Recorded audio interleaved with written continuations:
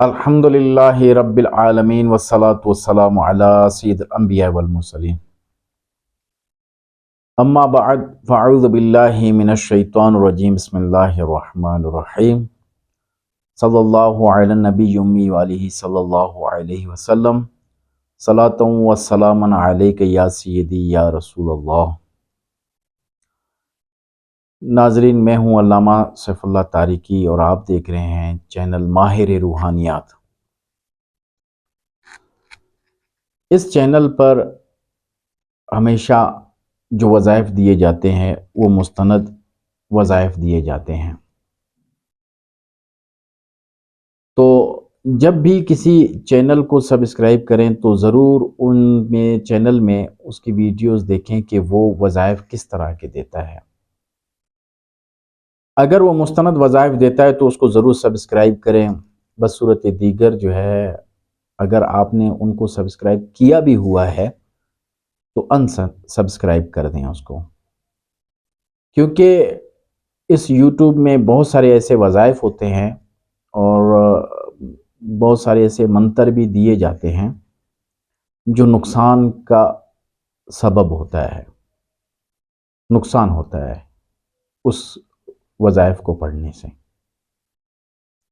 تو آپ ہمارا چینل جو ہے ضرور سبسکرائب کیجئے گا اور بیل کے آئیکن پہ ضرور کلک کیجئے گا، ہماری ہر آنے والی ویڈیو آپ تک پہنچتی رہے گی۔ آج ہم آپ کو کاروبار کے لیے اور تمام مشکلات کی آسانی کے لیے وظیفہ بتاتے ہیں۔ ایک شخص مجھے ملا تو اس نے مجھے کہا کہ آپ نے مجھے پہچانا، تو میں نے اسے دیکھا کہ میں نے کہا نہیں، میرے ذہن میں نہیں آ رہا۔ تو انہوں نے کہا کہ 2019 میں آپ سے ملاقات میری ہوئی تھی، آپ سے میں نے راہ چلتے ہوئے پوچھا کہ میرے گھر میں بہت ساری پریشانیاں ہیں، کاروبار میرا بالکل نہیں ہے، تو کوئی ایسا وظیفہ بتا دیں کہ میری کاروبار میں ترقی ہو اور گھر کے جو مسائل ہیں وہ حل ہوں۔ تو راہ چلتے ہوئے میں نے اسے کہا کہ درود پاک کی کثرت کیا کرو، تو وہ درود پاک کی کثرت اسی وقت سے کرتا رہا۔ ابھی جب 2023 میں میری ملاقات ہوئی تو انہوں نے کہا کہ میں اس وقت سے یہ درود پاک پڑھ رہا ہوں، الحمدللہ میرے گھر کے مسائل بھی حل ہوئے اور جو کاروبار میں مسائل درپیش تھے وہ تمام کے تمام مسائل حل ہوئے۔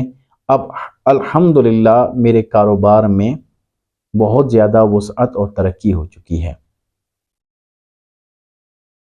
تو آپ بھی درود پاک کی کثرت کیا کریں اور جو ہے انشاءاللہ اس سے آپ کے روزگار میں، کاروبار میں ترقی ہوگی۔ درود پاک ایک ایسا وظیفہ ہے کہ نوافل سے بھی افضل قرار دیا ہے۔ اگر کوئی شخص ریاکاری کر کے بھی اس وظیفے کو پڑھتا ہے تب بھی یہ وظیفہ مقبول ہوتا ہے۔